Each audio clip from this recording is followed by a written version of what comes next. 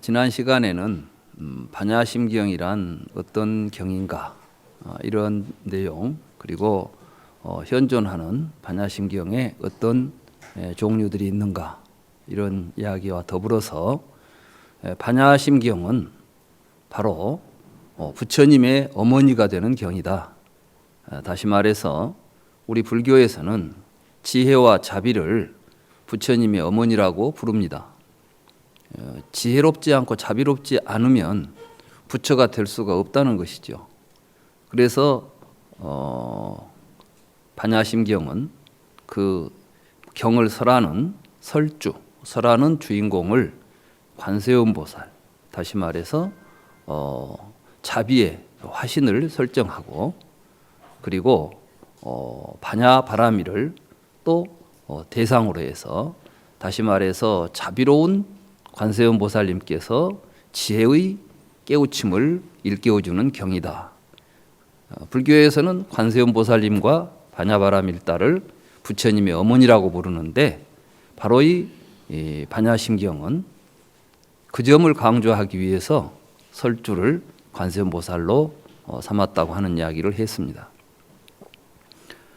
그렇기 때문에 우리가 반야심경을 잘 배우고 이해해서 실천한다면 이것은 바로 우리가 부처가 되는 길을 발견하고 그 길을 가는 것이 되는 것입니다. 그래서 반야심경에 대한 이해는 그 어떠한 경전의 이해보다도 중요하다.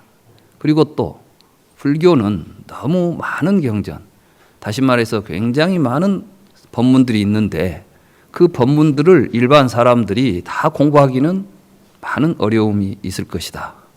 그래서 그러한 부처님의 가르침의 핵심을 모아가지고 다란이처럼 항상 입에 외우고 마음에 생각하고 이렇게 공부를 하게 되면은 누구나 쉽게 부처님의 가르침에 접근하고 부처님의 길을 갈 수가 있다.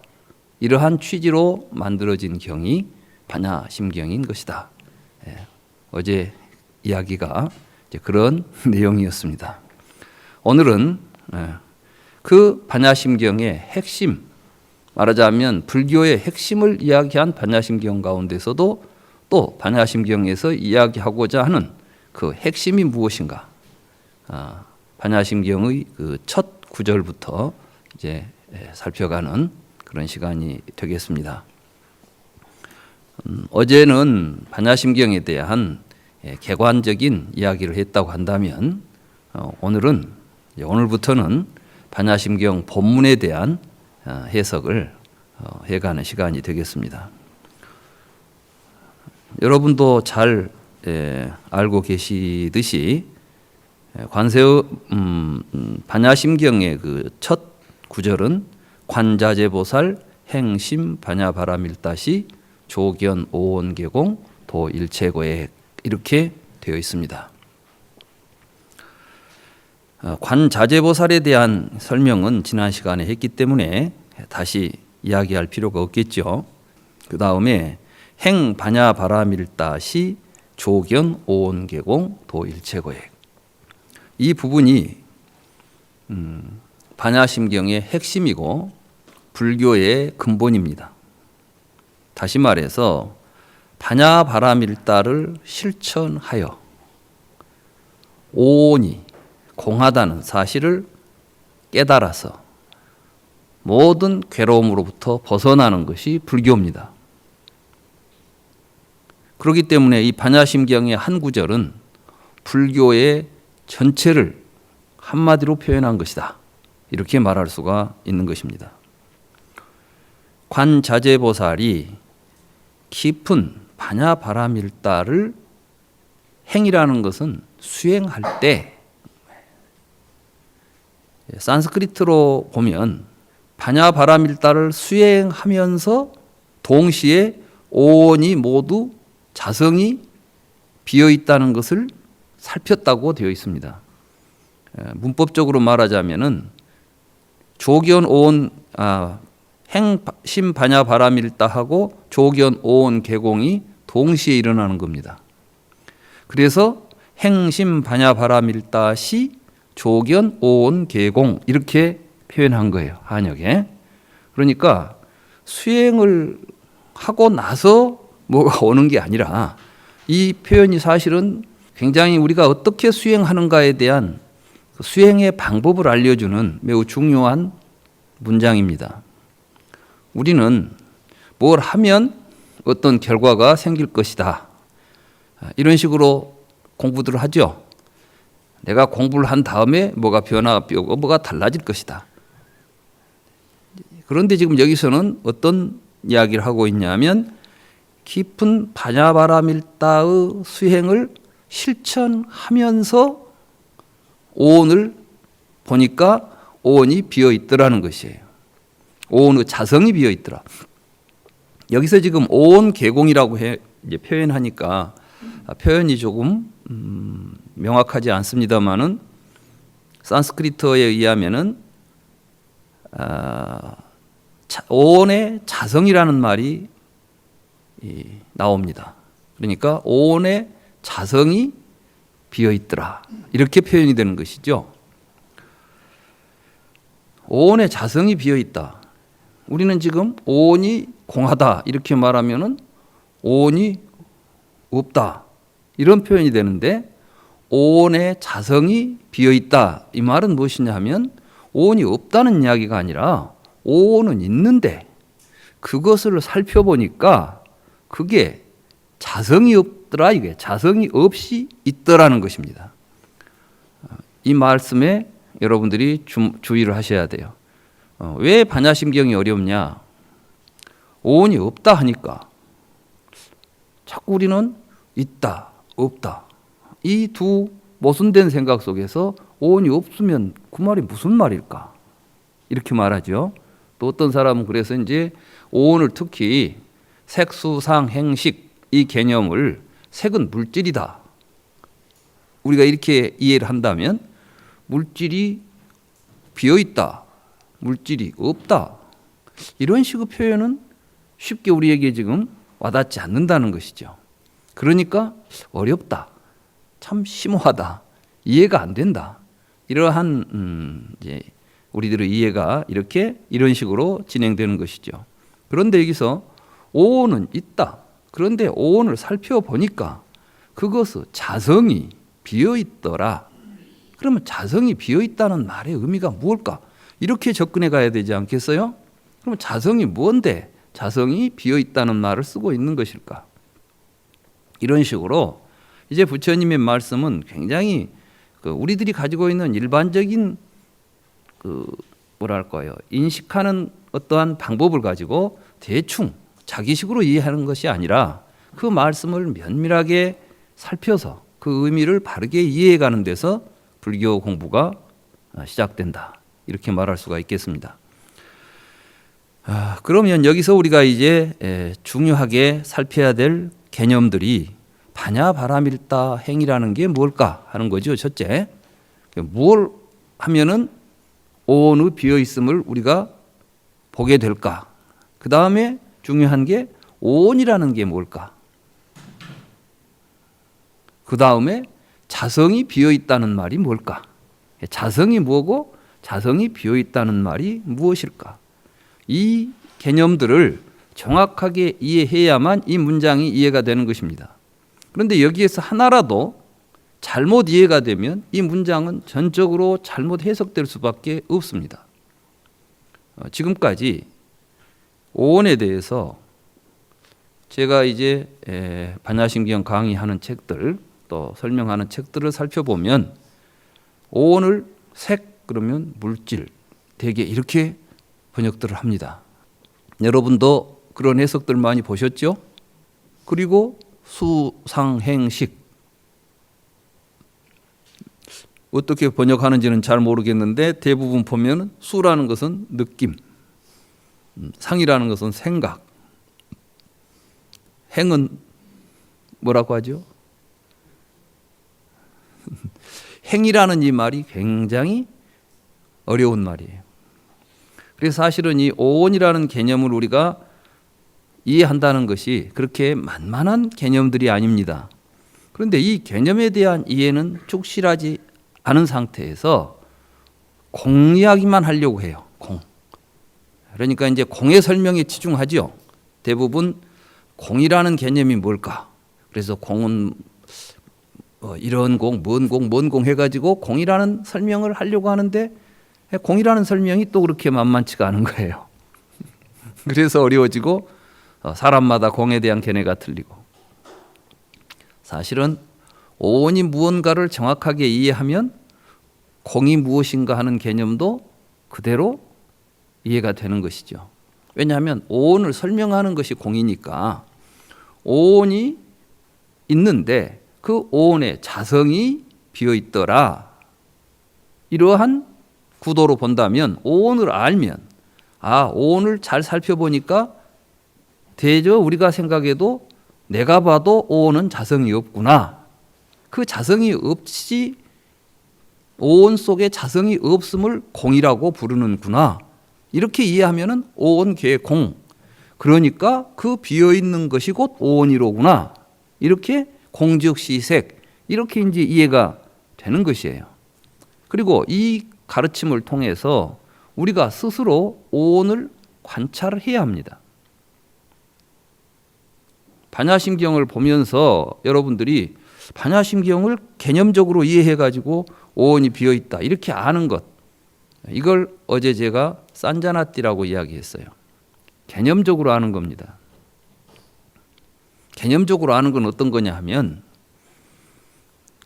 여러분들이 컴퓨터가 뭔 줄 아시죠? 컴퓨터라는 이름을 가지고 컴퓨터라는 형태를 보고 저건 컴퓨터야 라고 알 수는 있습니다.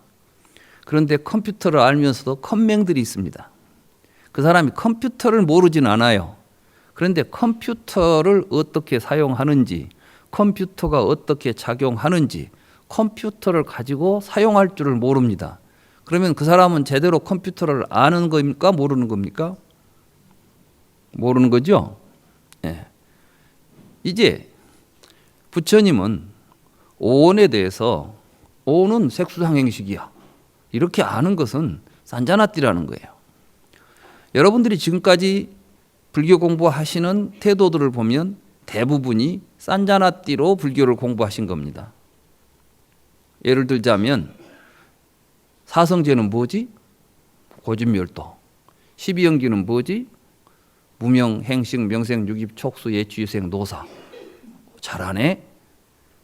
난 다 알고 있어. 이런 게 이제 산자나띠입니다. 근데 아비자나띠는 뭐냐? 그러면은 온? 색? 무엇을 색이라고 부르지? 우리가 지금 색이라는 말을 쓰는데 그 색이 구체적으로 뭐지? 이렇게 보는 거예요.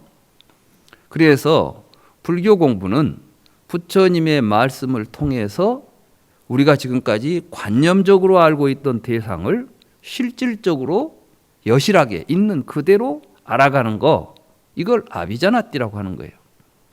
그럼 지금부터 아비자나띠를 한번 해보도록 하겠습니다. 오온을 아비자나띠로 한번 해보겠습니다. 오온은 여러분들 자신을 지금 지칭하는 거예요. 부처님께서 오온이라고 말씀하시거나 오치온이라고 말씀하신 것, 다시 말해서 오온은 세간이라는 것을 불교에서는 세간을 오온이라고 부릅니다. 또 여러분들은 세간, 불교에서 말하는 또 세간이 뭐야? 세간이라는 말을 불교에서는 두 가지 대상을 놓고 부릅니다. 하나는 유정세간과 기세간, 이런 표현을, 물론 이게 초기 불교에는 유정세간, 기세간이라는 표현은 안 나옵니다. 다만 세간이라는 것으로 통일해서 보는 것이죠. 그러나 아무튼 이 세간이 의미하고 있는 것은 나와 세계입니다. 나와 세계. 다시 말해서 중생들의 세계를 세간이라고 부르는데, 이 중생들의 세계는 어떻게 전개되느냐? 중생과 세계가 서로 분리되어 있지 않습니다. 불교 입장에서 보면, 불교 입장에서 보면이 아니라 실제로 세계와 나는 분리되어 있는 이원적 구조가 아니라는 것입니다. 그렇기 때문에 이걸 전체로 싸잡아서 오온이라고 부를 수 있는 것이에요. 그럼 오온을 세간 가운데서 이제 나라는 걸 중심으로 해서 오온을 이해해 보면 나는 어떤 구조를 가지고 있냐 하면 5가지 구조를 가지고 있어요. 내가 5가지 구조를 가지고 있다는 건 무슨 의미일까요? 여러분들은 살면서 나라는 말을 항상 사용합니다. 그런데 여러분들이 사용하시는 나라는 말이 동일한 대상을 지칭하지 않습니다. 여러분들이 나라는 말을 동일한 나라는 단어를 씀에도 불구하고 그 나라는 말이 때에 따라서 계속 달라지고 있다는 것입니다. 여러분들이 누구한테 매를 맞고 왔습니다. 오늘 나는 매를 맞았어. 그럴 때 지금 내가 매를 맞았잖아요. 그때 나라는 말을 썼습니다.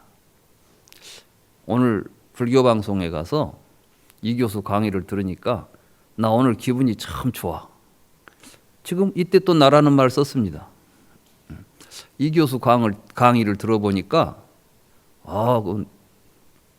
나도 그런 생각이 들어. 나도 그렇게 생각해. 이렇게 이야기할 때 우리는 지금 나라는 말을 계속 쓰고 있죠. 여러분들은 무의식적으로 매 맞은 나도 나고 생각하는 나도 나고 느끼고 있는 어떤 기분을 감정을 느끼는 나도 나라는 생각을 하면서 이게 동일한 나라는 생각을 하고 있습니다. 그런데 살펴보니까 실제로 매 맞은 나하고 느끼는 나하고 생각하는 나의 성질이 같습니까? 다릅니까? 여러분들이 매 맞은 것은 몸뚱이에요. 그렇죠? 그래서 이때는 이제 몸뚱이를 지금 나라고 불렀던 것입니다. 여러분들이 나는 오늘 기분이 좋아 이럴 때 내가 지칭하고 있는 것은 감정입니다.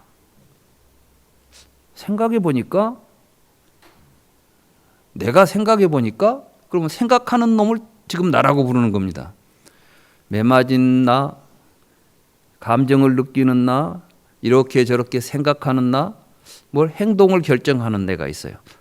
그러니까 이번 강의는 내가 끝까지 들어야 되겠어. 내일 비가 오든 눈이 오든 나는 불교 방송 가서 이 교수 강의를 들을 거야. 이때 나는 또 생각하는 내가 아니라 어떤 행동을 내가 결정하고 의사를 지금 정하는 내가 있지 않습니까? 그리고 여러분들은 세상을 보고 인식하면서 내가 봤다. 이렇게 말합니다. 그러면 인식하는 내가 또 있는 것이죠. 이게 오온입니다. 그래서 색수상행식. 달리 여러분들이 나라고 부르는 내가 나라고 지칭하고 있는 것들을 한번 찾아보십시오. 아마 없을 겁니다. 그래서 이것을 보고 일체법이다. 모든 것들은 내가 지금 우리가 대상으로서 인식하고 있는 모든 것들은 이 5가지 들어가는 것입니다. 근데 참 묘한 것은 여러분들을 구성하고 있는 것이 또한 3개를 구성하고 있습니다. 여러분들은 아직 그거 생각해 보시지 않았죠? 다음 3개는 3개대로 있고 난 나대로 있다고 생각했는데 여러분들에게 몸이 있기 때문에 여러분들은 몸처럼 지각되는 것이 밖에도 있습니다. 그러니까 여러분들은 몸뚱이가 눈에도 보이고 손에도 만져지듯이 지금 여기 이 책상도 눈에도 보이고 몸에도 만져집니다. 이런 형태적인 요소를 가지고 있는 것을 통틀어서 색이라고 부릅니다. 그 색 가운데서 자기의 형태를 취해가지고 이게 나다라고 붙잡고 있는 모습을 취온이라고 부르는 것이에요. 그러니까 온에는 지금 여러분들이 형태적으로 지각하는, 그러니까 여기서 지금 물질이라는 말을 함부로 써서는 안 됩니다. 부처님은 색을 물질이라고 말씀하신 적이 없어요. 그렇기 때문에 색은 지금 물질을 의미하는 것이 아니라 여러분들이 나라고 생각하고 있는 의식을 분석해 보니까 첫째는 이 몸을 통해서 나라는 생각을 가지고 있다는 것입니다. 그리고 이렇게 뭔가 보이는 것들을 있다고 말하는 것이죠. 이런 것들이 색입니다. 여러분들이 느끼기 때문에 느낌의 대상도 외부에 있는 것처럼 생각합니다. 밖을 보면 나를 기분 좋게 하는 것, 나를 기분 나쁘게 하는 것, 예쁜 것, 미운 것 이런 게 있죠. 만약에 여러분들이 미추를 느끼지 못한다면 세상에 아름답고 추한 것이 있겠습니까? 없겠습니까? 없겠죠. 여러분들이 생각하기 때문에 그 생각의 대상들이 또 외부에 있다고 보는 겁니다. 여러분들이 어떤 의지를 행사하기 때문에 그 의지의 대상, 의지를 가능하게 해주는 대상도 있다고 보는 겁니다. 여러분들이 인식하기 때문에 인식의 대상이 또 외부에 존재하게 되는 것입니다. 그런데 우리는 지금 착각을 하죠. 밖에는 보이고 느껴지고 사유되고 행위되고 인식되는 대상이 있고 안에는 보고 느끼고 생각하고 행위하고 인식하는 주체가 있다. 이 둘은 별개의 사물로 존재한다라는 생각을 여러분들이 지금 가지고 있습니다. 그렇지 않습니까? 지금 부처님은 그게 정당한가를 한번 따져보자는 겁니다. 그런 생각 속에 빠져 있기 때문에 우리가 지금 세상에 태어나서 늙고 병들어 죽는다는 생각도 일으키고 있다는 것입니다. 그런데 만약에 그게 사실이 아니라고 한다면 우리가 지금까지 나와 세계라고 생각하고 살았던 모든 것들은 사실입니까? 거짓입니까? 거짓이잖아요. 우리는 지금 거짓에 속아서 살기 때문에 괴로움이 생겼던 것이죠. 불교 이야기는 부처님의 말씀은 그것입니다. 그래서 우리는 허유와 거짓으로부터 벗어나 가지고 진실 속에서 참된 삶을 누려야 된다. 이게 불교입니다. 그런데 오온이라고 하는 것을 여러분들은 이 몸을 여러분들은 태어나서 죽을 때까지는 내 몸이다 이렇게 생각하시죠? 그렇지 않아요? 그리고 감정도 어려서 감정이나 지금 감정이나 늙어 죽을 때 감정이나 내 감정은 내 감정이죠. 생각하는 나도 어렸을 때 생각하는 나나 지금 생각하는 나나 늙어서 죽기 전에 생각하는 나나 동일한 나라는 생각을 우리가 하고 있습니다. 그리고 또 그것들은 다른 것과 관계없이 있다고 생각합니다. 그래서 태어났다는 말을 우리가 쓸 수 있는 거죠. 나는 이 세계와는 무관합니다. 그런데 어떻게 우연히 이 세상에 등장했습니다. 지금 여러분들이 생각하는 자아의 모습을 제가 지금 이야기하는 거예요. 아니면 아니라고 말씀을 하셔야 돼요. 자, 내가 이 세상에 태어나서 내가 죽는다는 생각을 합니다. 내가 세상에 오기 전이나 내가 죽은 후나 세상은 나와는 무관하게 존재하겠죠. 그렇죠? 그러니까 내가 와서 가는데 그럼 이 나는 이 세상하고 관계가 있습니까? 없습니까? 저절로 저 혼자 존재하는 놈이죠. 이게 스바 부하바예요. 자성. 우리는 지금 전부 이 자성 이게 있다고 생각을 하는 거예요. 그래서 그게 이제 죽으면 어디로 갈까? 걱정이 되죠. 그렇지 않아요? 어디서 왔을까? 전생이 문제가 되잖아요. 그리고 이놈이 죽을 생각을 해보니까 괴롭잖아요. 두려움도 생기지 않습니까? 정말 태어나서 죽는 놈이 있는가? 이제 보자는 겁니다. 그래서 오온을 관찰하는 것, 이게 불교 수행입니다. 많은 사람들이 불교를 수행한다고 하면서도 뭘 가지고 수행하는지에 대해서 정확한 인식이 되어 있지 않을 때 수행이 사실은 맹목적이고 무의미하게 진행됩니다. 예를 들자면 부처님은 그런 말씀을 하시죠. 우유를 얻으려면 소젖을 짜야 되는데, 그런데 소뿔을 짜고 있으면 우유가 나오겠습니까? 그래, 소를 짜면은 소에서 우유가 나온다는 말을 들어요. 그래서 우유를 얻기 위해서 소를 잡고 뭘 짜기는 짭니다. 그런데 뿔이 손에 잡히니까 잡고 막 쥐어 짠다고 해서 절대 우유가 나올 리가 없죠.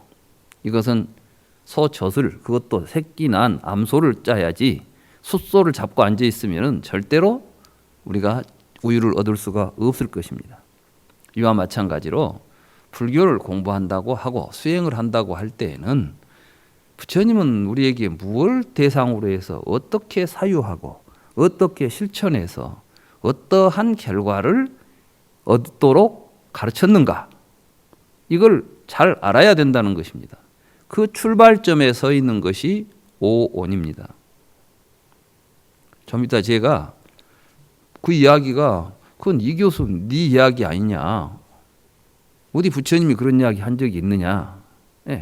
제가 이제 니까야와 아함경에 그 이야기들을 제가 모아놨습니다. 근데 이게 모아놓은 건, 여기 나온 것은 쉽게 말하면 극히 일부에 지나지 않습니다. 불경의 초기 경전의 대부분이 5원, 12처, 18개 이런 이야기로 되어 있죠. 여러분들은 그런데 5원, 12처, 18개 이런 이야기들이 왜 부처님은 그렇게 눈, 귀, 코 이야기를 자주 하고 물질 뭐 이런 이야기를 자주 했을까? 지금 우리는 전부 안이비설신어, 색성양미촉법 이런 단어들을 여러분들이 알고 있는 개념으로 취해버렸습니다. 이런 걸 보고 산자나띠라고 하는 것입니다. 그러면 아비자나띠는 뭐냐? 자, 그럼 이제 내가 몸이라고 불렀던 거, 여러분들은 내 몸, 그럼 여러분들은 내 몸에 대해서 잘 알죠? 근데 실제로 잘 알까요? 여러분들이 이제 몸을 잘 살펴보시면 어렸을 때 몸하고 지금 몸하고 달라졌다는 것을 알 수 있습니다. 그렇습니까? 그러면 어렸을 때 몸이 지금 몸입니까? 아니죠. 근데 여러분들은 어렸을 때 몸과 지금 몸을 다른 몸이라고 아직까지 생각해 본 적은 없었죠. 그러면 이 몸이 어렸을 때 몸이 자라가지고 이 몸이 됐다고 생각을 하시죠. 어떤 놈이 자랐죠? 그래요. 자랐다는 말 속에는 몸이 변하기는 했지만 변하지 않는 놈이 속에 있다는 생각을 하는 겁니다. 그러니까 달라졌지만 같은 놈이라는 말을 하는 거예요. 근데 이게 얼마나 언어적으로 모순입니까? 다르지만 같다. 말이 됩니까? 다르면 다른 것이고 같으면 같은 것이지 왜 다른 것이 같다는 말을 씁니까? 이때 우리는 왜 달라졌음에도 불구하고 같은 몸이라고 생각하고 있을까? 그 다음에 실제로 그러면은 그 안에 뭐 하나는 안 변하고 있는 어떤 존재가 있어야만 그것이 성장을 했다고 이렇게 말할 수가 있겠죠. 여러분은 눈에는 어제 이 몸하고 오늘 이 몸하고 사실은 전혀 다르지, 말하자면 없어지지는 않았어요. 어제 있던 몸이 오늘 또 있으니까 이 몸이 좀 부피가 커졌으니까 자랐구나라는 표현을 할 것입니다. 그렇지만 실질적으로 여기에서 일어나고 있는 현상은 어떤 실체가 스스로 존재하는 어떠한 존재가 자라나고 있는 게 아니라 사실은 새로운 세포로 교환이 일어나고 있는 겁니다. 그렇죠? 그리고 세포 수가 점점 증가하고 있는 것이죠. 그때의 어렸을 때하고 지금까지 여러분들의 몸속에 계속해서 지속적으로 존재하는 몸이 있습니까? 없습니까? 실제로는 없습니다. 여러분들이 가지고 있는 세포는 계속해서 새로운 세포로 교체가 되고 있습니다. 이 교체가 빠르면 젊다. 이 교체의 시기가 늦어지면 늙었다. 그래요. 그러니까 이제 왜 노인들이 피부가 쪼글쪼글하냐 하면 새 세포로 교체가 돼야 되는데 우리도 이제 자동차 타이어를 자주 교체를 하면 항상 새 타이어죠. 근데 교체 시기가 늦어지면은 타이어가 고물이 되잖아요. 차가 만약에 차를 계속해서 새 부품으로 계속 교체해 버린다면 새 차가 계속 유지되겠죠. 교체를 안 하니까 고물이 되는 거예요. 사실 우리 몸에는 여러 가지 세포들이 살고 있죠. 이것들이 모여 있는데 이 세포들이 자주 교체가 일어나면 말하자면 조금 고물이 되니까 새 세포가 대신 이렇게 신진대사가 빨리 이루어지면 젊습니다. 그런데 이게 이제 늦어지면 늙습니다. 사실은 제가 젊었을 때는 굉장히 몸이 날씬했어요. 그런데 늙으니까 먹는 것도 없는데 살이 안 빠지는 거예요. 가만히 생각해 보니까 그럴 수밖에 없겠다. 이게 지금 늦게 돌아가는 거예요. 먹은 것이 잘 안 빠져나가고 계속 여기에 체증 현상을 일으키는 겁니다. 그래서 늙을수록 더욱더 빨리 이것이 변화할 수 있도록 운동도 더 열심히 하고 해줘야 건강이 유지되겠구나 이런 생각을 합니다. 불교는 어떠한 신통한 신비로운 이야기를 하자는 게 아니라 즉 있는 것을 있는 그대로 잘 보자는 것입니다. 그걸 부처님은 무상하다고 말씀하셨습니다. 다시 말해서 뭔가가 지속적으로 내 몸에 붙어있지를 않는다는 거예요. 계속해서 흘러가는 겁니다. 계속해서 변화해가는 겁니다. 그런데 우리는 그것을 눈치채지 못하고 그걸 붙잡습니다. 왜 붙잡을까요? 이게 이제 욕망입니다. 여러분들은 이 몸을 통해서 재미를 느껴요. 첫째는 뭐냐면 이 몸이 있으니까 뭘 만져보면 좋은 기분도 일어나고 좋은 걸 보면 좋은 기분도 일어나죠. 이런 걸 보고 오욕락이라고 그러죠. 보고 듣고 냄새 맡고 맛보고 만지는데 이 몸이 있어야 볼 수도 있고 들을 수도 있지 않습니까? 그럼 이런 것을 가능하게 해주는 이 몸이 좋습니까? 나쁩니까? 이게 안 없어지면 좋겠죠? 이걸 이제 붙잡는 거예요. 그리고 계속 그것을 취하는 겁니다.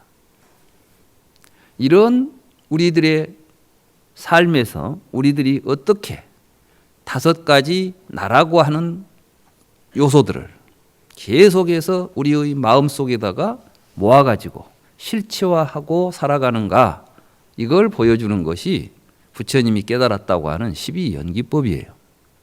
그러니까 오온의 공을 여실하게 깨달았다고 하는 것은 사실은 이것들이 연기하고 있다는 것을 깨달았다는 것을 또한 의미하는 것입니다. 그러니까 여기서 12오온의 공을 깨달았다는, 오온의 자성이 없음을 깨달았다는 이야기 속에서 끝내서는 안 되는 이야기입니다. 그렇기 때문에 이 반야심경은 오온 개공을 이야기한 다음에 뒤에 가면 안이비설신의 색성양비촉법 이런 이야기들이 나오죠. 뒤에 보면 무안이비설신의 무색성양비촉법, 무안계 내지 무의식계, 무무명, 영무무명진 내지 무노사에 쭉 나오잖아요.